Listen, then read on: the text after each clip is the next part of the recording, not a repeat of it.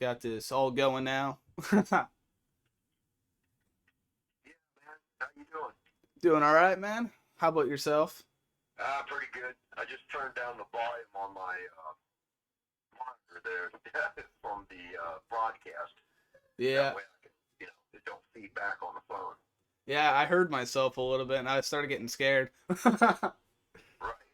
I uh, I've listened to my own show, not really like my own show, but I did a special called Rage and Retro, and I was in the car with my friend, and he wanted to turn it on, and when I heard myself, I'm like, oh my god, how do people listen to me? It was yeah, I don't like the sound of my own recorded voice unless I'm singing. yeah. It's different. I don't know, but my talking voice, when I hear it back on recorded shows, I never like it. I go, oh God, that's me. Yeah, no, Which I'm most people not seem to have a problem with it, but most people don't like the sound of their own voice initially. yeah, it's like I never heard myself like talk when I'm on the air, like during my talk breaks and stuff. Like I mean, I've heard myself through like my own ears, but from like the opposite end, like hearing it recorded and played back, I don't know. I just feel like I sound very weird. I don't, I don't know how to explain it. Yeah, would love to sound like more like Clint Eastwood or something like that. Yeah, man. Oh man. I remember when I started promoting for the show that you have coming up, the Florida Heavy Metal Show, and I was doing the whole spiel, telling everybody what the date was and all that stuff. You're like, "Damn, you're good at that." I'm like, "Really?" Yeah, you sound like a wrestling match announcer. I just I just had to put the passion and enthusiasm into it. That's the only way I can get some people over there. I'm Right. trying to do my best to promote. I'm all the way over here in Jersey, so Oh, well, you're doing fine, man. hey man, I In appreciate a that. short time, too. Yeah. I mean, I've been doing this, especially on Castle Black, since July. So that's what, like 6, 7 months or so. Right. So yeah, you've gone a long ways in a short time, man. Yeah, man. And honestly, I have to thank you for a lot of it as well because you've helped promote my show. You know, you've been there to help, so I really do appreciate that. Well, like I mentioned before, it makes no sense to me why other musicians don't do it as much. Uh, you know, promoting and the DJs and the shows that play their music, I would think they would want to actually promote those people as well. Yeah. But I just don't see. I'm not seeing it. I watch and I listen and I listen to a lot of different shows and I just don't see the attentive level of with the cross promotions going on. I just think that bands should maybe put a little more focus on paying attention and being thankful of the people that play them. Yeah, I agree with that. I try to as a DJ, I try to play you guys, not even just you guys specifically, but Seasons of the Wolf. You always have a song guaranteed in every one of my shows. It's just sometimes it's hard because sometimes I get a bias and I want to play the same song 2 shows in a row, and then I'm like, maybe people want to hear different stuff and all that stuff. Right, I got you. Well, we got what 7 albums worth of material out and another one coming with all the singles off of that. So that gives you one different song for like at least 100 shows. Yeah. Oh, yeah, I have a lot of your guys' music as well. I have I know I'm gonna look real fast. I think the full albums I have is you had an album called Seasons of the Wolf, right? Was that an album name? Yeah, that's the self-titled album from 1996, 97, somewhere around there. Okay, that's And one. before that, there was 2 albums actually that never really got out on an international level. They were just released locally. The titles of we only put them out on cassette tape when they came out, and we're talking about like 1989, 1988, and then Mm-hmm. another one in 1990. And we only released those on cassette tapes and delivered them around to the whole Tampa Bay area. So we moved on to record our first international album, and we put that out in 1996, a few years later. So that became known to a lot of people for a lot of years as our first album. Mm-hmm. And then all of a sudden they got a surprise in 2014, move all the way after we put out several albums. Then all of a sudden in 2014, a German record label, Iron Shield Records, in cooperation with Witches Brew Records in Germany, uh, they put out those first two albums for the first time ever available on a double disc, Mm-hmm. which was really cool. So, to finally get that stuff remastered and actually put out there, but it's called Anthology. That's the name of that, the title of that double disc. Okay. Yeah. It looks like here I have. I'm not good at album names, but I'm just gonna name songs and hopefully you can fill in the blanks. Um, for one, I have the Green album. I have that one The entirely. Green Album, yeah, that's Nocturnal Revelation. That came out in 2002. Mm-hmm. Isn't it like mostly like instrumentals? I think the few songs I grabbed were are of quite No, there's others. only two instrumentals Oh, okay. on that. I've rolled around We two of them. normally put at least one instrumental on every album, but that one had two instrumentals. One of them was kind of a lead-in instrumental. There was one, it's called Dark and Lonely Depths. Mm-hmm. That was an instrumental that leads into another song, Storm of the Century. Okay. But no, it's not a completely instrumental album. I mean, I think there's 12 or 13 songs on that album, and only two of them are instrumentals. Okay, yeah, because the times I've played it, I've only picked the instrumentals, I guess, just by chance. So that's why I asked Right. that. I have that entire album. Um, it's just easier to go to properties.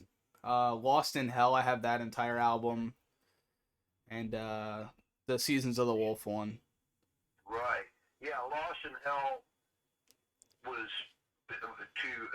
our second international release, and then Nocturnal Revelation came out in 2002, and then 2007 was the next album called Once in a Blue Moon, Uh huh. and then after that, quite a few years went by, and there was a couple of release. Lost in, or the self-titled album from 1996 was re-released with a couple of bonus tracks on vinyl. And then about 2 years after that, the Lost in Hell album was released on a double vinyl with bonus tracks. And then after that, that's when the anthology came out, which was the 1989 and 1990 albums Mm. on double disc. And then after that, a couple of years went by and we put out Last Act of Defiance. Yeah. I gotta definitely catch myself up with I think I also have Last Act of Defiance as well, but I gotta catch myself up, get the rest of your music. I'm slacking Yeah, over here. you should play Fool's Gold. That Yeah. came off of the Last Act of Defiance. Yeah, my one friend, he was in here. I think he left the chat. My one friend Biagio, that's like his favorite song. He plays that song all the time now since I showed him it. And Which one's that? Fool's Gold? yes. Oh, well, cool, man. Maybe he had a situation in life that he could definitely relate to with that song. Could be that. Yeah, I mean, he told me he's not a big rock and metal guy, but when it came to your guys' music, a few of the songs that I've showed him, I mean, there was obviously songs he didn't like, but a lot of them he actually seemed to like a lot of your music. I know his two songs that he listens to the most is Hopes and Fears and Fool's Gold. So I wanted to get Fool's Gold on here for him since I know he was going to be tuning in, and then Hopes and Fears I played on Thursday, so I just decided not to play that today and play Black Swamp Gypsy instead. Right. But yeah. Anyhow, though, I haven't got I can't even speak. I haven't even gotten a chance to ask you questions. I'm getting carried away here. I'm new Yeah, to I this heard stuff. you went back and you played something off the self-titled album, that 10,000. That was Yeah, the last cut I heard before we got on the phone here. yeah. That's actually the second time I've ever played it here on Castle Black as well. My uncle, when he worked here for like 3 shows, that was the only song he ever played from you guys. So I just chose to play other songs from the album. But now since he's not here, I could play the song. Right. So it's like the same situation with Dracula. Like he played Dracula way too much. Now that he's gone, I could play it, but Jay still gets mad. But it's okay. It's all right. Anyhow, Yeah, I though, like me some Icers. yeah, I like a lot of their material. you gave me that one song. Shoot, I got to look it up now. It was Yeah, Black Flag. That was a good song. But all right. kind of a pirate. It was a pirate song. So I got the first question for you, and I feel like this is a good one to start today off with. So you have the Florida Metal Show coming up on February 17th. Is there any specific songs Seasons of the Wolf plans to play? Well, yeah, we started off with an 11 song set list. The show is about an hour, maybe a little over an hour. So, we try to stick with stuff from the new album. We definitely wanted to have new material, with the new guys and all that. And because of the new lineup, it's nice to have the current thing going. But we also, we got to play the classics, the ones we know that the local fans and people that know the band and have the new album yet, maybe not familiar with the new material that we've been pushing. Mm-hmm. October Moon is a given. We got to have October Moon. Oh, That's kind of like probably the biggest Seasons of the Wolf underground hit.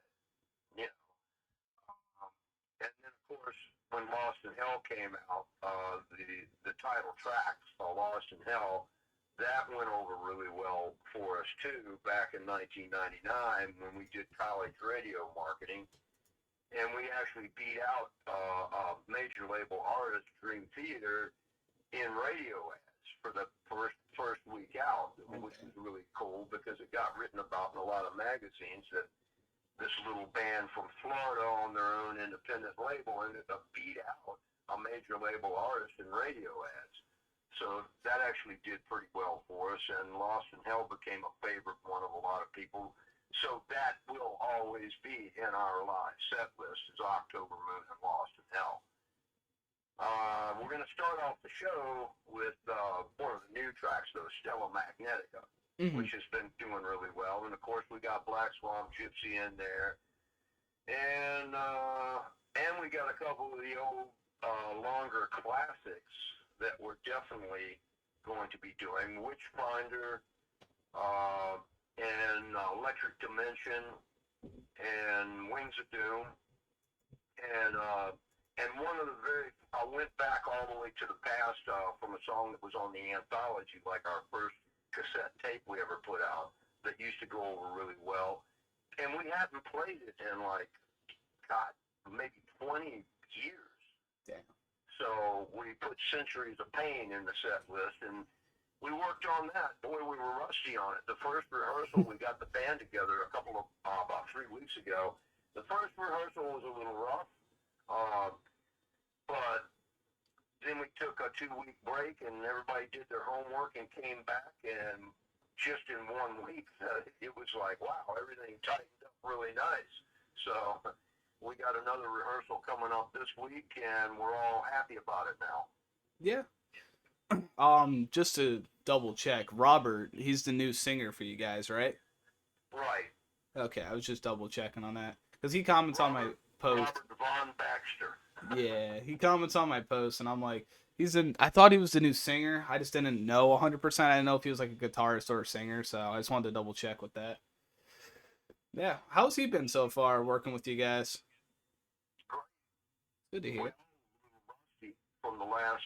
We really haven't gotten together and practiced as a band for about 2.5 years. It was just all of us coming in separately doing tracks for the album. Uh-huh. and doing the videos. We'd come in and do the videos. We'd come in and it was all working on videos and recordings. And writing and recording and doing videos and getting everything geared up. And so, you know, and of course, another thing that slowed everything down over the last 2 or 3 years during the course of all this is obvious to everyone. The All the pandemic. crap we've all been through over the last 2 or 3 years with the Yeah. COVID and the Yeah. it slowed down things in the music business and every business for quite a while there. So yeah, that definitely threw a log in the road for us for a little while, you know. So But it seems like everybody's getting back to being busy again here this past year. So yeah. now it's firing up for the live show mode. We're out of the recording and production part of it now, and we're all gearing up for live now. So I asked Gravehuffer this question. I actually didn't write this one down, but since you mentioned it, how did the pandemic affect Seasons of the Wolf? But just slowed down progress, man. Mm-hmm. You know, because each and every person in the band has families and jobs and different stuff like that. And of course, you know, having to stay home and locked down and locked in, and people, you know, actually getting the damn thing and being sick for a couple of weeks and not being able to get together as a band, you know, staying away from each other and all that kind of crap. It you know, really slows everything down where you can't get anything done. Yeah. And then during that time, you get rusty and anxious, and then when you do get back to work, you're actually rusted, so it's still a little slow, just starting it back off and getting back into it. Yeah. I just So can't. that's about it. I mean, it really didn't affect us as far as live shows or anything, Mhm. because during that time, we weren't focusing on live shows. It was all about production and recording, and of course releasing singles and making the videos and putting them out and promoting the hell out of them. So all the focus over the last couple, 2 or 3 years has all been just that. Yeah. So timing wise, it really didn't affect us. We weren't geared up for doing any live shows or anything during that period of time. So on that end of the deal, it didn't postpone anything for us that way. Yeah. I just I just came off of COVID. I had COVID I think 2, 3 ish weeks ago, and this is my second time having it. But the funny thing is with me with the pandemic is throughout the midst of the whole pandemic when like 80,000 people were getting hit a day, probably way more than that. I never caught it until it slowed down. That's when I started to catch COVID. I've had it 3 times so far. Now, I've had it twice. I got it like when the whole damn thing started. I got it like July 2020, Mm-hmm. and then a year went by, and I got it almost around the same time in 20 the following year, 2021. So I had it in 2020 and 2021. Yeah, I had it. And then other people were kept getting it too. It wasn't, you know, wasn't just me. Then I'd get a call from Robert, like, I ain't gonna be coming out. I tested positive. I'm not gonna be coming out to do the vocal tracks this week. You know, I'm gonna have to wait a couple of weeks until that clears up. And then the keyboard player it would be 2 months later, he'd have it. And then other bands that I worked with in the studio, a lot of other bands that I have in here, you know, that come into practice and stuff, I was getting a lot of cancellations. mm, Okay, and that's my business. yeah, That's what I. The rehearsal studio and the recording studio is also a business. So with all the cancellations I was getting, that means I'm not getting the money either coming in. yeah, So you know what that means. No money, that slows things down too, because then you're late on payments, or you have to go scrape up money from somewhere else to make this payment, and so you can pay that person back, and then you got to make this money so you can pay, and it goes on and on. yeah. So Um, when I had it, the last 2 times I had it, I did a show both times with it. So Metal Mom, if you want to give me a raise, I'm always here. But no, all jokes aside though, I had it on Halloween during that one Halloween show I did, and then I had it at the end of December, and oh my god, it was just annoying for me because even though I don't get out of the house as often as I really should be, like it's just the thought of like I have to be quarantined in my house for X amount of days and I can't leave and that type of stuff just kind of like messes with me a little bit, but I did manage to get through it. I'm alive now, so it's all good. Well, it certainly slowed down the world for a couple of years. Yeah. And in a way, I think everybody kind of needed to get slowed down sometimes a little bit. The whole world needs to maybe step back and take a look at things and maybe slow down a little bit. Yeah. That 2020 time, just that year was, besides even COVID, there was just a lot of stuff going on in the world. I mean, there's still a lot of stuff going on now, but I mean, as it kind of like slowed down a little bit in 2020, it kind of like ramped up, and then there's all different divisions with people, and Oh, I know. Well, that's just it. During that whole thing and the lockdowns, it affected the world financially. It affected the world in so many different aspects. And people get agitated and they start taking it out on each other. I mean, just think if everything just went kaputski. yeah, Like all of a sudden, all your electricity went off and it ain't going to be coming back for quite a while. All the internet's down. You're not got any communication and no electricity, and the world starts running out of food and different things like that. The transport to get food to places that need it and this and that. So what's going to happen if all that happened at once and it happened for a sustained duration? I mean, just during COVID, look at what happened. yeah, What if something came along even maybe twice as serious as that and stopped everything for a while? Well, people are going to get real agitated and they're going to start, when people get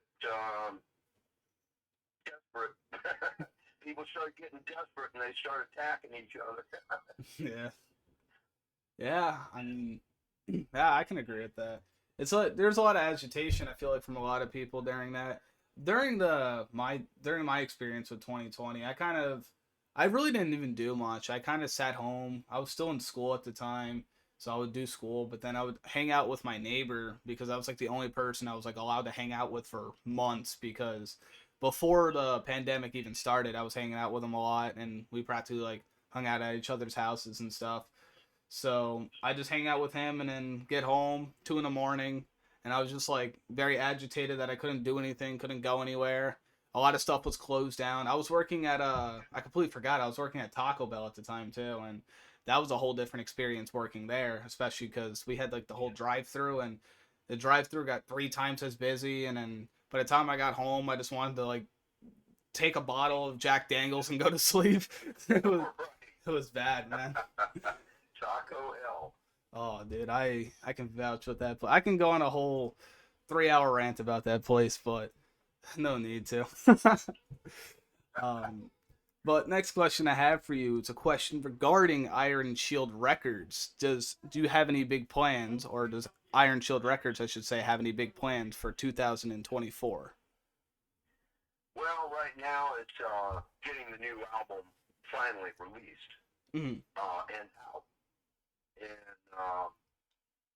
they basically are going to be, having a record label is nice because they handle a lot of promotions for a new release, which I promote all the time anyway.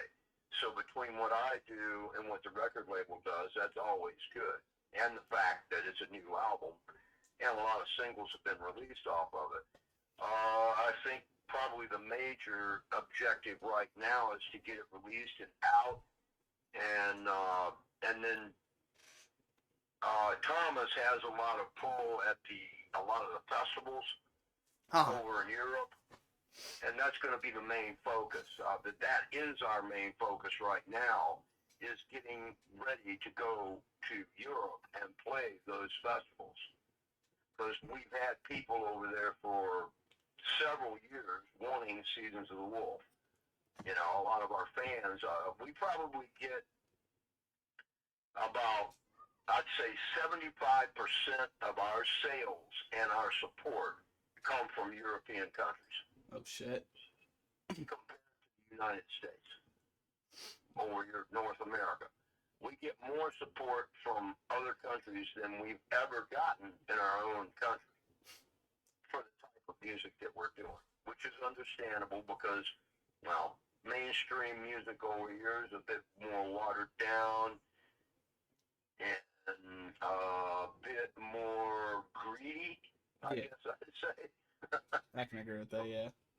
Over there, they're a lot more supportive of progressive type metal and atmospheric metal, whatever it is you want, and even traditional metal. They love the old school type metal, and there's just a whole different vibe over there. They're so I've met, I've actually met people. Our record label owner Thomas, he's visited over here a few times, and then he's been to our studio, and we've gone out and seen another band and had beers together and things like that.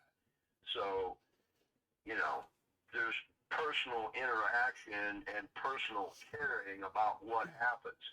And I know he would love to get us over there to play these festivals Yeah. because once we can do that, that's going to put us out in front of a lot more people that's been wanting to see us and also bring a lot more people to the table. Yeah. I've noticed a lot of bands are coming out of the European area. Like the band that I overplay a lot that everybody hates except for like actually I can't even say except for anybody because I feel like everybody hates them. But Ghost, they're from Sweden, Right. and I mean I love the band. I know everybody. At least the DJs, I can only speak on their behalf. They're all like, "Yeah, I don't like Ghost. They suck." I'm like, "Hey, they're good music. All right, leave me alone." I Well, get, very well produced band. yeah, And they got my respect.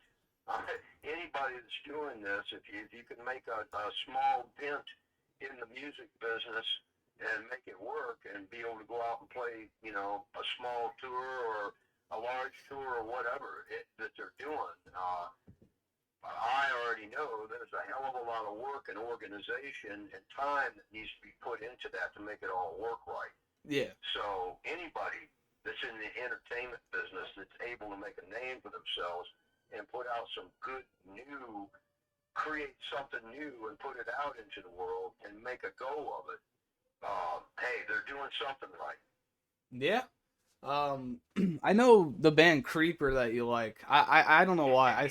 I see this striking similarity between both bands. I don't know if you see it, but I feel like they're both very like their style is very similar. I would say. Right. Their overall production, their presentation, things like that, and a similar um, vibe, I guess I'd say. I mean, even Seasons of the Wolf, I guess that's one of the reasons I like Creepers because they kind of have this little bit of vibe in their songs, and they also have a little bit more versatile in one song to the next. It's not like they all sound like the same song over and over again. Yeah. There's a speedy, progressive atmospheric type metal song with a great chorus line, and then there's a more punk song. It almost sounds like straightforward punk.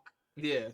They don't just stick to one thing and that's it. They take you on a little bit of a roller coaster ride of production and presentation. I always appreciate that a lot more. I'm old school like that from listening to bands like Blue Oyster Cult, Deep Purple, you know, the early days. A lot of that came out in the coming out of the late '60s and all through the '70s and early '80s. There just seemed to be a little bit more diversity going on when bands were making songs and putting them on an album, Yeah. like a Deep Purple song. Deep Purple they got a similar sound, overall sound, where if it comes on the radio, you can go, oh, that sounds like Deep Purple. It is Deep Purple. Okay, I knew I heard that sound before, but it's just not the same song. So you don't, just like when Santana or you immediately can recognize a Santana song just by the tone of that guitar. Hmm. you know? Yeah. I've only heard one Santana song, which is "Smooth." I have that. I've played that song a couple of times here. Actually, I might even play it today now that you said it, because like severely under queued for the day, so I can use requests by the end of the interview. Reminds me of a request I'll give you. You probably don't have it. It's a Santana. It's an instrumental. It's more of an instrumental type song, but it is like one of the heavier ones, Hmm. kind of heavy and dark, but still has that Latin percussion. And that's the one thing you can tell on Santana. A lot of his stuff has the Latin percussion, along with drums and conga drums and bongos and stuff going on. And his guitar tone, you can always pretty much go, yep, that's Santana. There's a song called, or an instrumental track called Tabuka. Hmm. You can look that up. You can look that up, find it or whatever, but I think you probably enjoy it. Yeah, I mean, I like the one song I heard from him, "Smooth." It was a good song. I liked it. I'll throw it in the queue now just so I don't forget. I have a tendency on forgetting stuff. Like I completely forgot I had a show today, which that says a lot. All right, there we go. It's in the queue. Alrighty. So next question I have for you, Scully, is you have an album coming up real soon, as you mentioned. When is the release window for it? And tell me any information you wouldn't mind providing about it.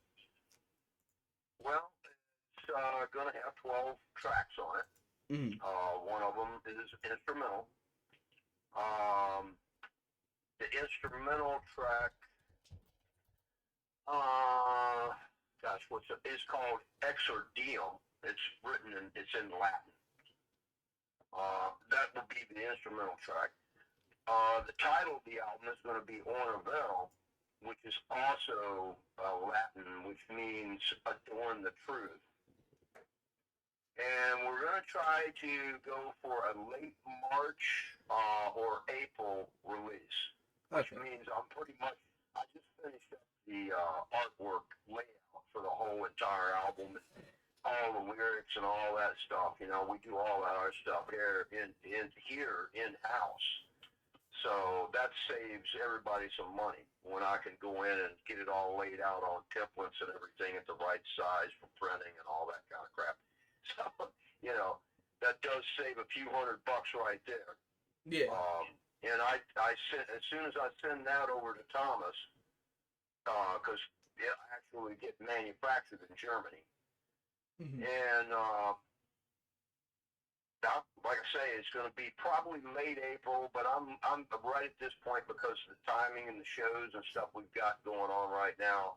We're kind of busy doing some other things. So by the time we get it mastered and sent over there to Thomas, it's probably going to be an April release. Okay. Yeah. Um. But it will definitely be coming out in 2024. Definitely. I, Even if it doesn't come out until May, still sometime within the next few months, the first half of the year, that album will be finally out.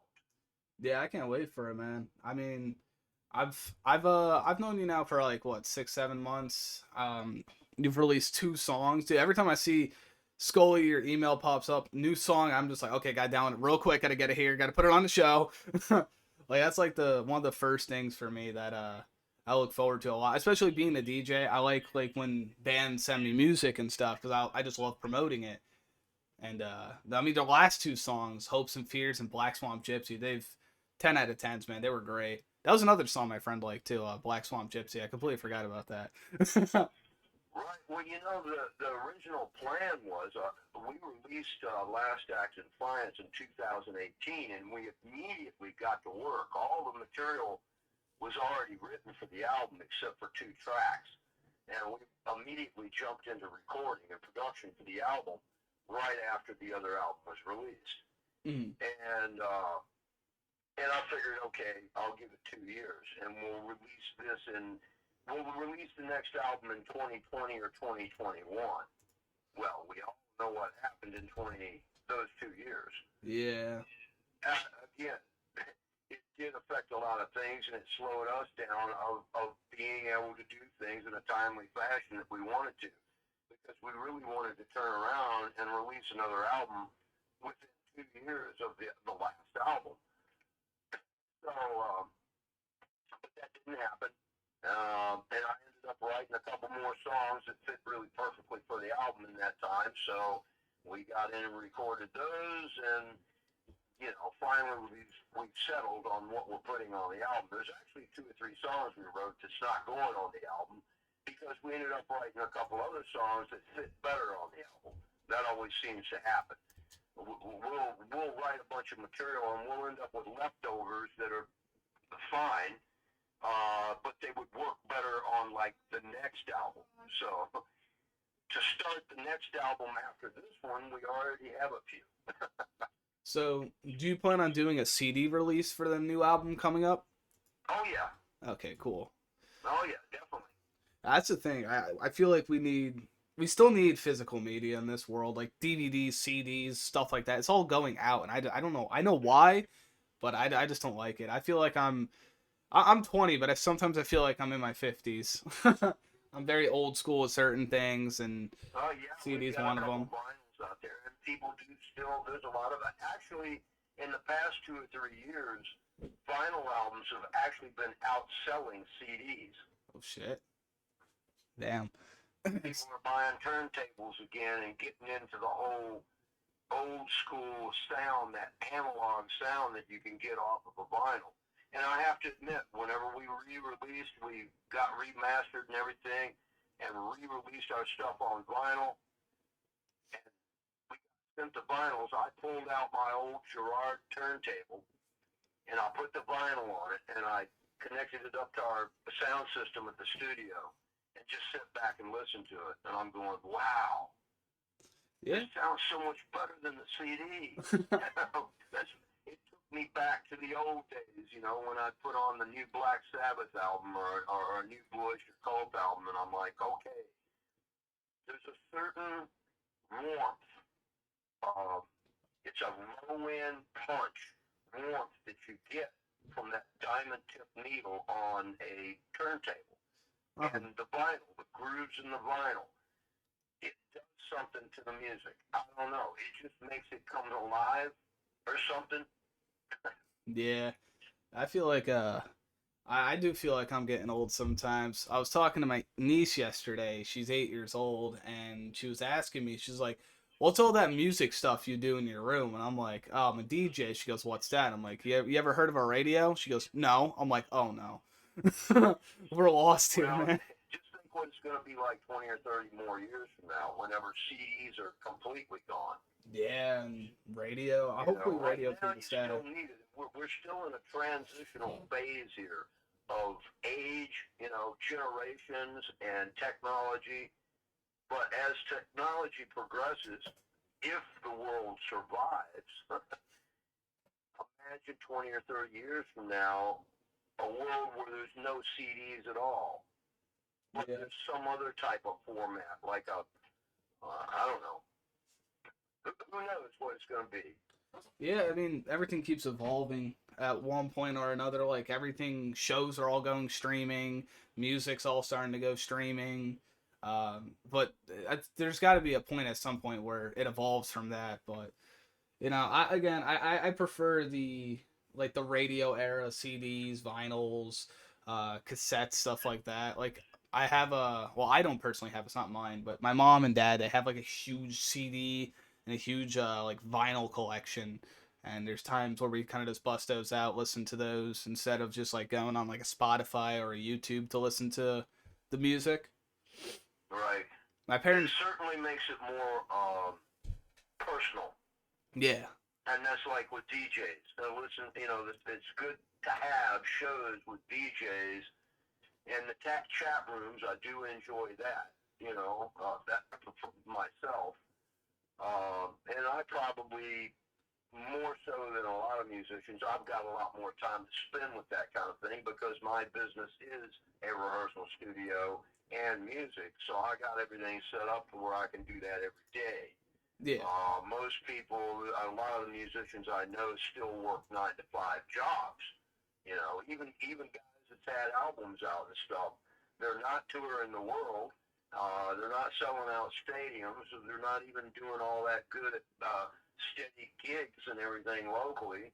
and they might have a perfectly fine album out and everything, maybe even two or three. I actually know these people, and but they're not making any money at it, and because albums aren't selling as much anymore, they're not making any money from the gigs because gigs don't pay as much anymore, and if they're not organized enough to be able to have a lot of merchandise to sell, so they still have 9 to 5 jobs, and they hate it, but they they got to pay the house and they got to pay the rent and the car and everything else. So me, I have the luxury of not having all that. I sacrificed a lot of things, and I have my own place and my own studio set up where I am in the music business 24 hours a day, Yeah. and that's how I make my money. Not just from one band, but several bands and several things I do for different other bands. Do you I've always gotten confused about this. Do you have like your own home then the studio, or is the studio your home? Well, I guess you could say it is. It has been before in the past. I have an apartment that me and my girlfriend rent. Mm. Okay, and but she's a registered nurse and she works a lot, and I have the studio and I'm here a lot. And sometimes she works like double shifts over the weekends and stuff, so I don't see her for like 2 or 3 days. I come to the studio and just sack out on the couch because I have a lot of things going on here with bands coming in and out. So Yeah. we're both pretty occupied. Are you at the studio right now or the apartment? Oh yeah, I'm at the studio. Oh hell yeah. I just had the Twisted World practice this afternoon, and then of course I'll have the Seasons of the Wolf rehearsal coming up Tuesday evening. Hmm. Well, both Monday and Tuesday evening. So I'll actually have a day off tomorrow. So I actually get to go home. Like later tonight, I'll be going to the apartment and I'll be spending some quality time at home until I come back here tomorrow afternoon. Hey, you got to get yourself a pizza while you're out there. All right. Telling you, man. I pizza. It never you can never go wrong with pizza, no matter where it is, where it's from. Well, maybe sometimes where it's from, but no matter what I day had of the week pizza it is. last night, man. The band that was in here that was rehearsing last night, Friday night, was a Doors tribute band. Hmm. And they were doing some video work out on the stage, using our stage for that. And the guy brought a couple of pizzas. Hey, man, you want a slice of pizza? And I was saying, yeah, I'll take a couple of slices of pizza. And then today, at Twisted World practice, Alex goes, hey, man, I'd like to get some pizza. So he had pizza delivered during our practice. So I've already had pizza twice in the last 24 hours here. Yeah, you I gotta. may end up having pizza again when I go home. Eh, it always works. I can feel like pizza's that one meal I can eat like every day. I even though yeah, it's not good for you like that much, but you know what? Life's too short to care about that. I like pizza, and I think that's just fine by me. Yeah, well, between pizzas and double bacon cheeseburgers, that's what keeps me alive. Yeah, man. I've always been an advocate for just eat what you want to eat in your life. I think it's just because I have a very fast metabolism, so like I can eat an entire buffet and then gain 2 pounds and lose it in 3 days from doing nothing. But No, same thing here, man. I mean, I eat quite a bit, but the thing of it is, I'm a small guy and I've always stayed the same size. But I get out there and I'm moving equipment around every day, heavy speakers and all the cabinets and amps and stuff, and it gets moved around every day because I got different bands coming in every day. So it's all load in and load out equipment every day, coming in and out of the studio and getting moved around. So I get plenty of exercise and I burn all that off. yeah. Then I'm hungry again. Give me another double bacon cheeseburger, please. Yeah, Pizza. Got some pizza? Oh, the next band. I got bands coming in here all the time, and they're always bringing in pizza. hey, I wouldn't can't go wrong with that, man. I uh I used to go to the gym a lot. I used to work out, but it was a chore to put on weight for me because like I said, I just my metabolism's like ridiculously high. I had to eat like 4,000 calories a day in order to put on some substantial weight and muscle. And I mean, listen, I wasn't complaining because I can eat like nonstop. My parents tell me that all the time. My parents always say like I should slow down with eating because I eat like 7 meals a day. And Right. the whole house is gone within 3 days, and then I complain about it. Like today, like we have like no food in the house, and I had a bowl of cereal. That's all I had today, and I'm complaining about it. But oh man, it was Speaking definitely. of pizza, I just slapped something up in the chat room for you. Let's see what we got here. That's great. That's a Blue Oyster Cult, right? Yeah. Oh Blue yeah. Oyster Cult eating some pizza. Hey, I gotta get Eric Bloom in here one day. That'll be that, That that would be cool if you could get him on, or even Buck Dharma. if I can get anybody from Blue Oyster Cult, that'd be cool. I would not mind it at all. I think I was Those, telling you, those would be the two main guys to focus on trying to get on is Eric Bloom or Buck Dharma.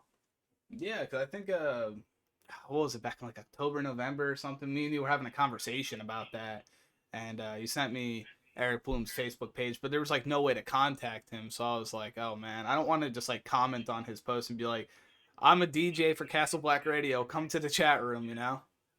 Right? I Yeah. kind I kind of want to do it like more privately, so like I'm not interfering with the other comments that are like supportive of him, and then it just seems like I'm like leeching or something. That's like something I try not to do with a lot of people. I try. Right. Well, of course, they were a very, very huge band back in the 70s, and even all the way up into the 80s with the song Burning for You and a couple other things. And I mean, these songs are classic, almost like they're always going to be there. Don't Fear the Reaper is a huge song. Needs more Uh, cowbell. when a band has a song that's that classic and that huge, obviously, and they've gone on world tours and had a lot of success, it's kind of hard to reach them, you Yeah, know? it's usually because it's not like a direct contact because Right, you got to go through management or something. So if you could find, you could probably look it up on Google, man. You could probably pull up Eric Bloom or Blue Oyster Cult Management and basically send a short little paragraph letter to the management and saying that you would like to interview Buck Dharma or Eric Bloom from Blue Oyster Cult on, and tell them what it's all about, and you might end up having success that way, man. yeah, I can always throw in the I'm an assistant manager card. Maybe that'll help too. Because normally those artists usually have a management, Yeah.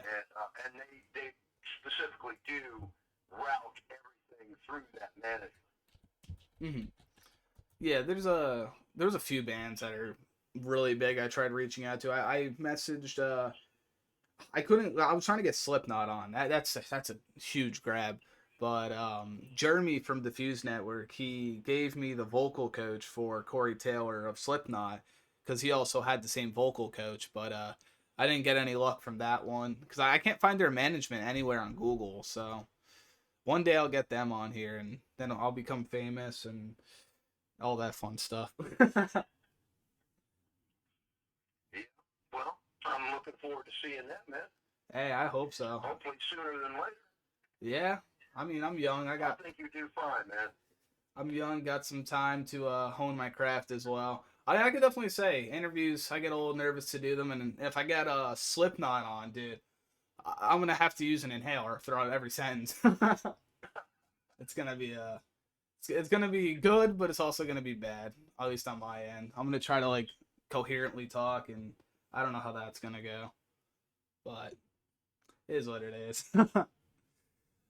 Um, Next question I have for you. I kind of went on a bit of a tangent. I did that with Gravehuffer too. I kept going on Pizza will tangents. do that to you, man. And oh yeah, where's the next question? I know I lost it. Look at that. Any other shows coming up besides the Florida Metal Show for Seasons of the Wolf? And is there any shows this year for Twisted World? Well, we're working on some shows for Twisted World right now. We have a little open house, a private invite open house, right around New Year's. kind of a New Year's party too, just to get the band, because that band's never played any public live shows yet. Mm. It's relatively a new band coming out. So we're probably going to play a handful of local shows, and maybe even one at Brass Mug,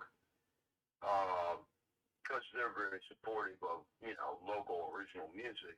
Mm. And then as far as Seasons of Wolf goes, after we've got that show coming up, the Brass Mug with Siren and buddies, and what's the other band? Jason Stallworth and Oblivion. Yeah. And that's on the 17th of February. 10 days later, we have a podcast, a live podcast with Rich Dillon from CGCM Rock Radio Canada. Mm. He's visiting down here that week, and he's going on the Monsters of Rock cruise. Okay, so he was going to be down here anyway, so he's coming down a couple of days earlier, and he's going to visit us here at the studio. And he's been very supportive of us, and he wants to meet me and chat and have a brew, cold brew, and we decided, well, let's do the thing in 2 days. Hey, let's do something for the radio. Let's do this, do that. We decided to put together a live podcast, right direct from our studio. So we're only going to play like 4 songs live, Mm. and then it'll be a little bit, of touring around the studio and talking and showing people will get to see. People will actually get to see the studio, what it looks like, the posters and all the photos and all the stage and the lights and the different crap even outside, the palm trees and the squirrels and the raccoons and the opossums. And don't you guys have geckos down there or something too, or salamanders? Yeah, we got those. They moved in here a few years back. Those things, black leopard geckos. Okay. Somebody must have let one loose out of a cage, and they overpopulated Florida now. So Yeah. they've just turned up in recent years. But yeah, we got a lot of the regular, typical lizards, and what all the other different species of lizard and everything, and snakes, and obviously we have alligators here. Snakes are. Lots of tropical birds. I'll go near an alligator before I go near a snake. I have like 2 fears in life: death and snakes. And snakes is definitely higher than death. Right. But as far as anything else coming up right now, like I said, we're kind of really putting a lot of focus into getting ourselves over to Europe for larger festival type situations. Mm-hmm. In a way, the whole, from Gainesville to Fort Myers and Tampa and the Florida area and Orlando, we've been playing in a lot of places of those going back several years. Mm. And we do have a fan base here. We're probably not going to focus on playing a lot of shows here in our own backyard, though. I mean, we're going to do some, one or two or three here and there. Yeah. But mostly we're concentrating on getting out of here and going other places to play larger festival type shows. Yeah. My friend messaged me. I don't really think this is a great question, but the question for my friend is, are you a fan of any specific football teams? I don't know why he wanted me to ask you that, but Well, you know what? I haven't paid much attention to football in the last. I'm old school, man. I played football in high school, and while I was into that, I was also making the transition from a short-haired football player, kind of all buffed up and worked out, to a skinny white boy with long hair playing the guitar. I was in a transitional phase there in high school. So I was kind of an athlete on one side, but a diehard musician on the other, and I was having a little tug of war going on between that.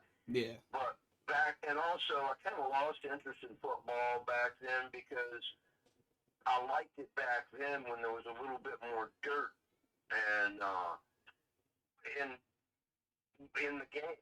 There was a lot more dirt. Everybody wasn't so whiny and complainy and everything. And I always liked the Raiders and the Vikings and Kansas City Chiefs. I guess those are my favorite football teams from back in the day. Okay. Because they would get on field every time Kansas City Chiefs and the Raiders would play each other. They would have absolutely beat each other's ass into the ground. It was always raining. It would be. They wouldn't even call the game back then. If it was rain, it was rain. They're out there playing in mud, slinging all over the place, and driving their butts right into the ground, and pretty much killing each other on the field. So it was great. Hey, you were around for the Steelers, right? During that whole '70s arc. Right. Uh, I I even remember Joe Namath doing the pantyhose commercials. He was the popular quarterback from the New York Jets. Yep. And he ended up on TV doing commercials for pantyhose and stuff. Yeah, I know, but Crazy shit, man. But yeah, that was the time where football was a little more grubby. yeah, it was a lot more I aggressive. really enjoyed it back then, but it started to get a little bit lame, and I lost interest in it, and I got a lot more interest in music. Yeah, I think you can tell I have a big interest in football. I'm a Steelers fan. I play Renegade. Well, I'm not playing anymore. We're eliminated from the playoffs, but I played Renegade throughout the whole season because that's like the Steelers theme song at their home stadium, Sticks Renegade. I also have the Steelers tattooed onto my arm, Steelers all over my room. You would think I played for them. Like it's that crazy, man. Hey, man, locking into something and liking it, there ain't nothing wrong with that, man. It's just like bands and music. You Yep. know, if you like something, you support it and you go for it.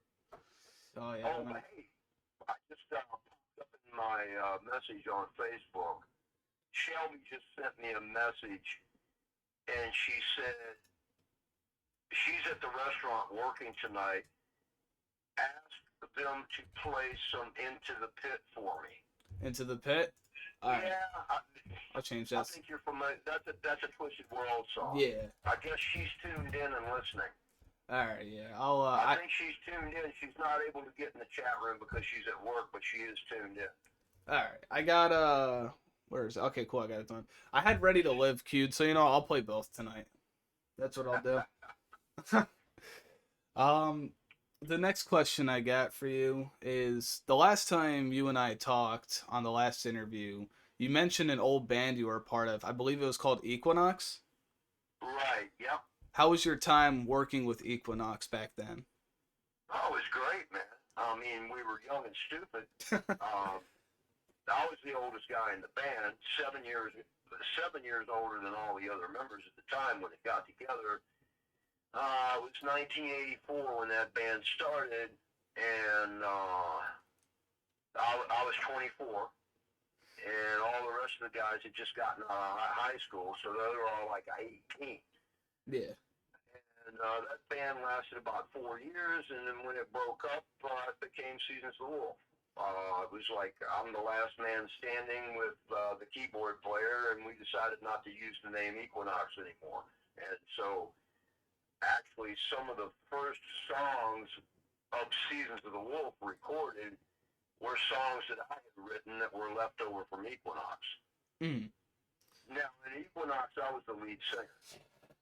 And I also played guitar in that band too, but I had Terry Chambers on lead guitar in that band, which the guy is a complete monster on guitar. He can play anything. Anything by anybody, anywhere, anytime. But, and I learned a lot of guitar from him, I had already learned how to play guitar and knew rhythms and coming up with my own leads and stuff, but Terry was such a just phenomenal player. I picked up a lot of extra things off of him in that band. And of course, during the course of Equinox is where I became a better lyric writer. Mm. We wrote a lot of stuff. So yeah, pretty much Seasons of the Wolf is actually developed out of Equinox. We could have kept the name. Yeah. The keyboard player and I could have kept the name and just kept Equinox going with different people and everything. But, we wanted to start a whole new project and go for something with a little more darker vibe. Yeah. I, I'd say Equinox is more geared towards sci-fi, complete sci-fi, space rock type stuff. Whereas Season of War was like a combination of the two.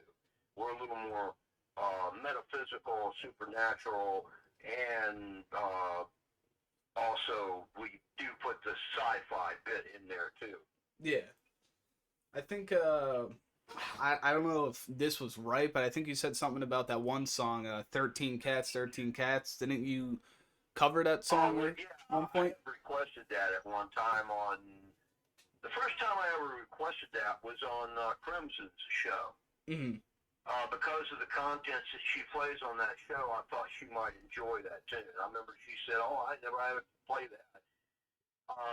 The name of the band is actually 13 Cats, and Yeah. they have the only song that they ever had that was probably their biggest song is also 13 Cats. Yeah. But yeah, I used to play that in a cover band a few years back. Okay. Yeah, I remember. I played that song for my Halloween shows, or for my Halloween show, I should say, because I think I did. For Halloween, I did two theme shows for it. I did it like the day before October, and then on Halloween itself.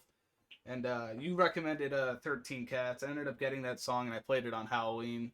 And I believe you mentioned that you played it in a cover band or something like that. I was just trying to double check I got my information right. Yeah, 13 Cats is similar to the band 13 Cats is very similar to the Stray Cats. Hmm. Never heard of them. Stray The Cats. Stray Cats, oh, they were huge. Yeah, I have to. I have to write that one down. I have to get. I gotta get new music too at some point here because I'm definitely falling behind. I've been doing a lot of the assistant manager stuff, getting all the music for the library, not enough for myself. So I'll have to write some of that down. I know the one band I had them queued on Thursday was King's X. That was one band you told me to get. They're actually pretty good. Oh man, I got somebody knocking on my door. Oh man. Out in the studio, somebody just pulled up and knocking on the door. All right, man. Um, I guess I should have locked the gates out front. Sometimes I'll do that when I'm doing an interview or whatever, I'll go out front, lock the gates so that nobody will, knock on the door during my interview. I mean, if it makes you feel better, that was the last question I had for you. So, Oh, okay.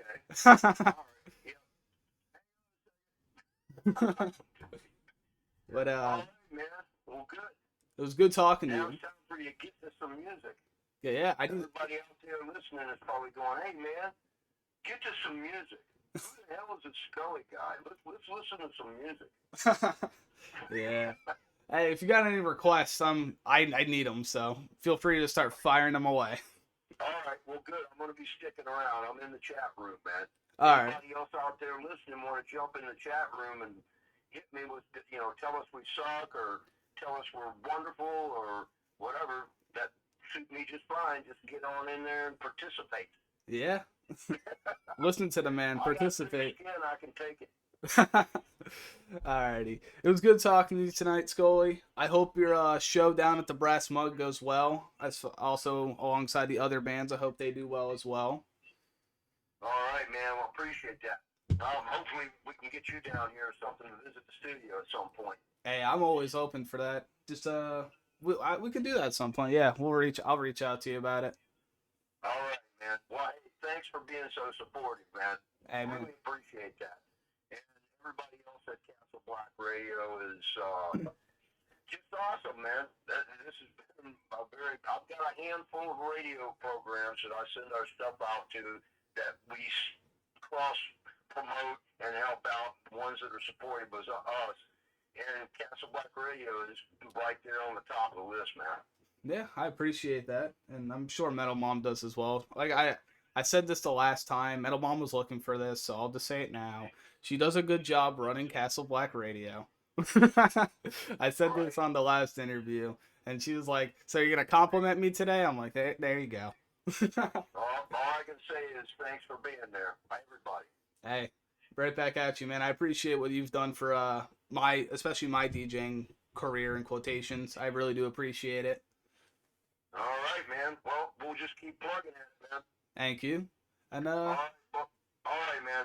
all right, You have a good evening. I'll catch you in the chat room, man. alrighty. Thank you for coming on. Take care. You as well.